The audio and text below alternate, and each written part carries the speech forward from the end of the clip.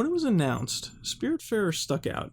The indie game stood tall with typical AAA offerings when announced at Microsoft's E3 conference in 2019.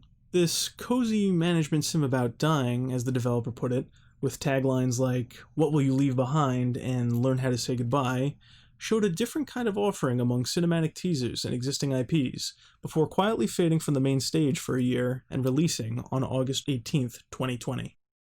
You take the role of a girl named Stella, who, accompanied by her cat Daffodil, take over the role of the titular Spiritfarer, in charge of guiding lost souls from the afterlife to their final rest. The game opens up with this exposition and doesn't drag or push you in any particular way from there, both in story and gameplay, with mandatory steps to get you going turning to do-at-your-leisure activities fairly quickly, to the point that you may end up a little lost or have multiple quests crashing into each other. Not that the game breaks or anything, but it can mess with pacing early on if you aren't prepared for it. If that intro seemed a little shaky, like I threw a lot at you, that's perfect, because that's what Spiritfarer felt like right at the beginning before quickly leveling out. When Stella takes her new position, she finds herself in possession of two important tools: the Everlight, an orb of light that fashions itself into any tool you'd ever need, and a ship, which you spend most of the game on as you make your way throughout the world. The ship itself is a major focus of the game, being your main base of operations and means of production. Upgrading and customizing it will fall into your list of tasks. The customizable aspects of the ship, something which caught my attention way back when it was announced, factors into your overall efficiency, affecting your routine as well as determining how you can move during certain encounters. But the ship mostly manages traversal itself, with you only needing to plot a course. It's very low maintenance, leaving you to focus on your other tasks: farming, cooking, taking care of passengers, and managing the state of the ship as you make your way from island to island, seeking out quests, resources, and new spirits to welcome aboard.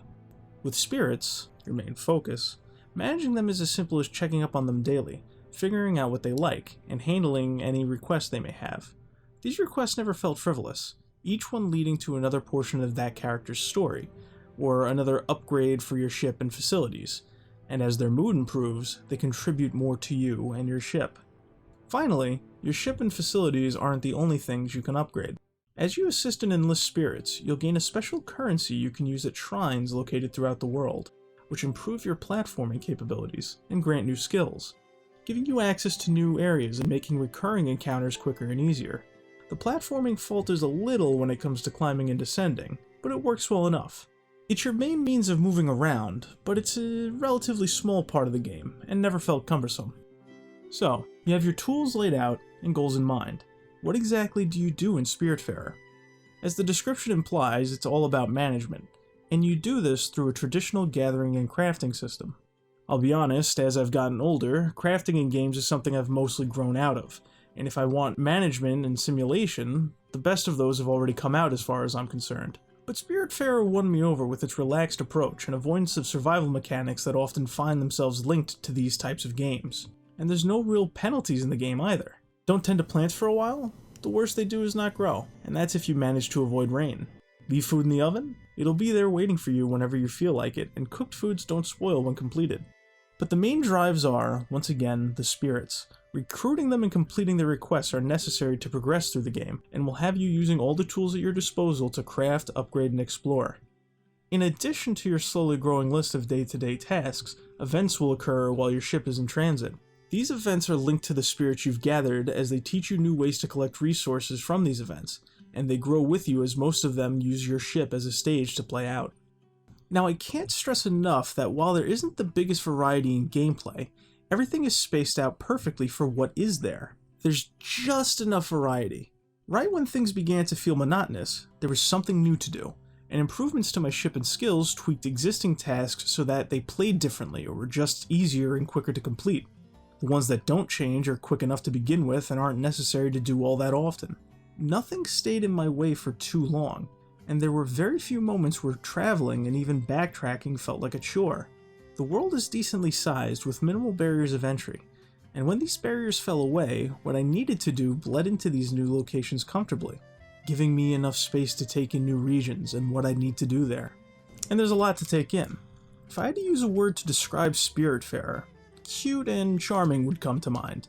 But games with this kind of presentation, that is to say games with an animation style, tend to have a disconnect between active actors, backgrounds, and effects on screen. almost as if each is running at a different frame rate.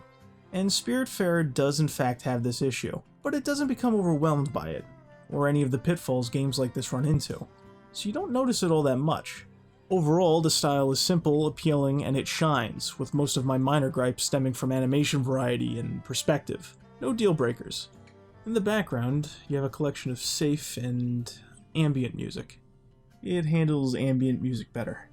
I don't want to say forgettable, as there are a few standout tracks, but as a whole it's just fine for what it is, and is enough to carry you through this experience. So far I've avoided really digging into the story.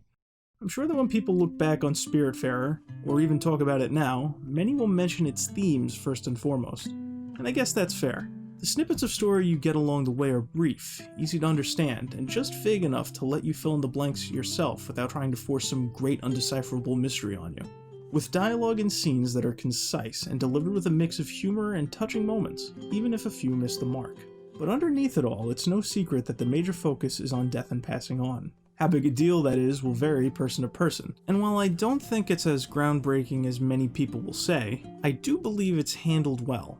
And without spoiling anything, I will say that Spiritfarer takes advantage of the medium to interweave the concepts they present with the gameplay. The focal point of the game, the spirits and their stories, vary in scope, but they are all directly linked to your progression, and they are scaled accordingly. Recruiting them is tied to improving Stella's capabilities and skills. Learning about them is tied to being able to improve their mood and what they can do for you. Helping them with their issues and learning about them is tied directly to what you can produce and how efficient you produce it. In the end, helping them pass on is required to gain access to more sections of the map. And after they're gone, you feel their absence as you progress, with one less friendly face and the minor conveniences they presented through gameplay leaving with them. What it all comes down to is that the story isn't as overbearing as the subject it focuses on. It's really about helping these characters move on and making connections. This works in tandem with the game's limited handholding, to the point where in-game messages felt foreign and unnecessary, and compared to some of the other options that pour millions into development and don't quite get that kind of delivery, I'd consider it a win. The only other thing worth mentioning is that I'm not entirely sure who Spiritfarer's audience really is. Anyone with an open mind will likely enjoy it, but the juxtaposition of its simplistic, cute style and the themes and dialogue it presents might alienate audiences on either side. On gameplay, crafting and management isn't for everyone, but the limited depth and forgiving nature might turn people who live and breathe those games away. None of that really diminishes the game, but I feel the need to bring it up. Spiritfarer is a charming title and a fairly lax management game, focusing more on personal touches and less on strict goals, letting you take it at your own pace as you experience the world and characters. It stands out among the newer offerings available, and specifically, arguably more importantly, the pool of indie games of its style. The game is available on Xbox One, currently on Game Pass, and is also available on all other platforms.